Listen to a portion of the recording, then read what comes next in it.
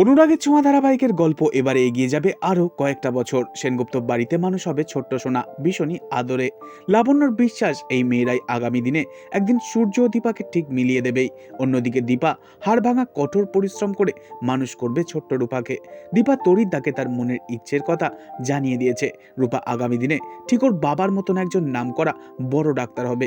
ওর হাতের ছোঁয়াতেই প্রাণ ফিরে পাবে বিভিন্ন মুমূর্ষ রোগীরা। তাই দীপার স্বপ্ন পূরণ করতে তবলাদার রূপাকে নিজের ভাগ্নি মনে করে ভর্তি করবে শহরের নামকরা স্কুলে, যাতে দীপার মনের ইচ্ছে পূরণ করতে পারে রূপা। আগামী দিনে আমরা দেখব গল্প এগিয়ে যাবে আরও কয়েকটা বছর।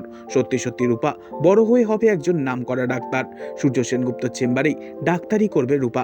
তবে মিস্টার সূর্য সেনগুপ্তকে রূপা চিনবে একজন সুনামধন্য ডাক্তার হিসেবেই, কারণ রূপা চেনে না তার বাবাকে। মা দীপার মুখ থেকে বাবার ব্যাপারে সবকিছু জানবে রূপা। তবে বাবাকে যেহেতু চেনে না, তাই সূর্য সেনগুপ্তের বিরুদ্ধে কখনোই মুখ খুলবে না রূপা। তবে রূপা ও সূর্য একে অপরকে চিনবে নামকরা বড় ডাক্তার হিসেবেই। তবলাদাই দীপার অজান্তেই সমস্ত কথা খুলে বলবে রূপাকে।